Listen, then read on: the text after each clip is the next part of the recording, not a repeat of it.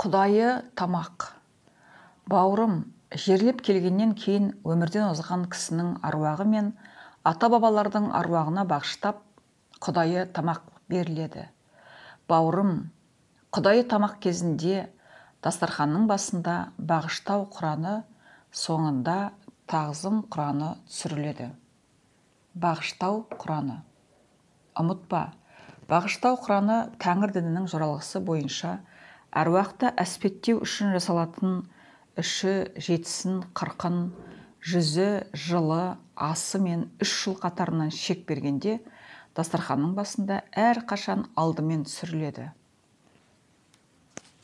О Тәңірлік Құдайым, осы бағыштау құранымыздың ниеті мен сауабын ертеде өмірден озып дүние салған ата-баба, ағайын туыс, құда жекжат, жолдас жораның аруақтарына тие берсін деп арнайы бағыштадық. О Тәңірлік Құдайым, осы бағыштау құранымыздың ниеті мен сауабын белгісіз белгілі себептермен артында ұрпақ қалмай, ошағында от жанбай, шежіресі түгесіліп, мүлде ұмытылып кеткен қандастарымыздың аруағына тие берсін деп арнайы бағыштадық.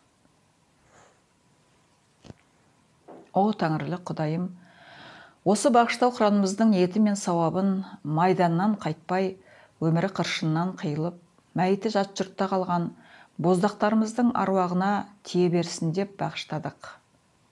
О Тәңірлік Құдайым, осы бағыштау құранымыздың ниеті мен сауабын табиғаттың апатынан, саясаттың кесапатынан, өмірі шорт қиылып, мәйіті табылмай, жаназасы шығарылмай қалған бейбақ ұл-қыздарымыздың аруағына тие берсін деп бағыштадық.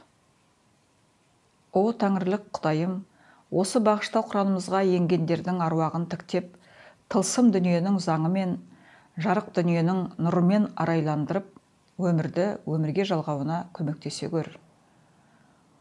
О Тәңірлік Құдайым, бағыштау құран айтуға себепкер болған марқұм Күлкөмнің аруағына осы құран сөзін арнайы түрде түсіріп бағыштадық.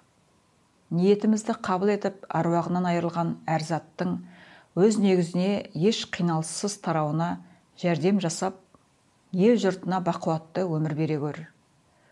О Тәңірлік Құдайым, марқұмның мәйіті жатқан жер торқа болып, аруағы тіктеліп, артында қалған ұрпағын қорғап қоршап жүрсін.